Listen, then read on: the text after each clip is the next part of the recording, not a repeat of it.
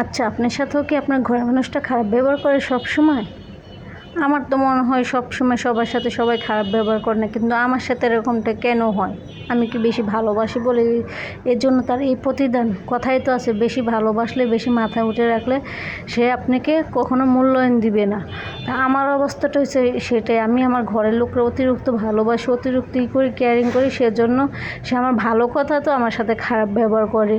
আমি যদি একটা ভালো কথা হেসে দিয়েও বলি, তারপরে সে খারাপ আচরণ করে। কেন ভাই? আমার সাথে এটা কেন হয়? আমি কি এটার প্রাপ্য? আমি কি মানুষ না?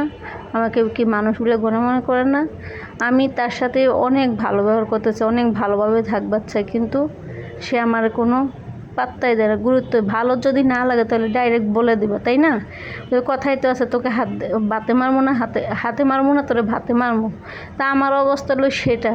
মানে আমার সাথে এমন আচরণ করো, বুঝাইতে চাই, মানে ওর নিজে মুখ দিয়ে বলে না, আমাকে আমার ওর ভাষাতে বোঝাতে চায় যে তোর সাথে এত খারাপ ব্যবহার করে কেন চলে যাস না। মানুষের জীবনে বিয়ে তো একটাই হয়, তাই না?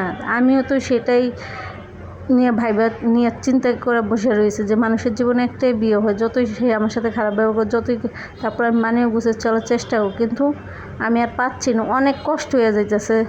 এত পরিশ্রম করি, এত কাজ করি, ঘরে বাইরে সব দিক আমি সামলাই, তারপর তার সাথে আমি একটু ভালো ব্যবহার পাই না।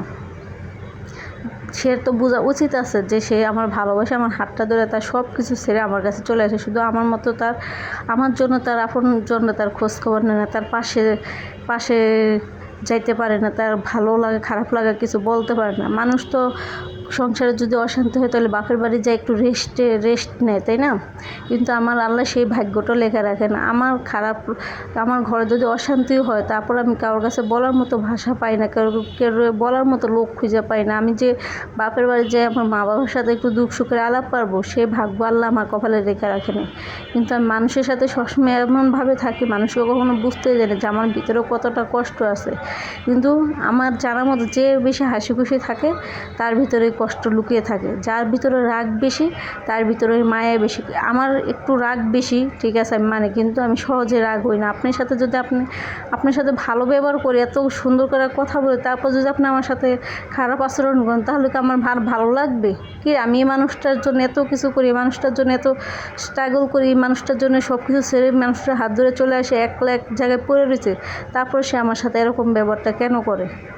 আমি আর যদি ভালো নাই লাগে তাহলে সে আমাকে আগেই বলে দিত, কিন্তু এখন কেন আমার সাথে এরকম করে? তার জন্য আমার সব ফ্যামিলি, আত্মীয় স্বজন সব কিছু ছেড়ে আসছে। তার জন্য আমি কোনো জায়গায় যাইতে পারি না। আমি ঘর বাহির সামনে থেকে আমি দিন রাত ক্লান্ত হয়ে যাইতেছি, তারপর তার মন পায় না। তার এত ভালোভাবে চলার চেষ্টা করি তার সাথে, তারপরও সে আমার সাথে সবসময় খারাপ আচরণ করে। তা যাই হোক, আজকে অনেক কথা বলে ফেলাইছি, কে কিছু খারাপ মান করবেন না। কথা বলতে গেলে অনেক কিছু বলে ফেলাইছি মনের আবেগে, যেহেতু আমার বলার কোনো লোক নেই, সেজন্য আপনাদের সাথে শেয়ার করি।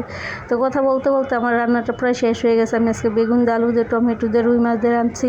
আমার রান্নাটা কেমন হয়েছে অবশ্যই কমেন্টস বক্সে জানাবেন। আল্লাহ হাফেজ।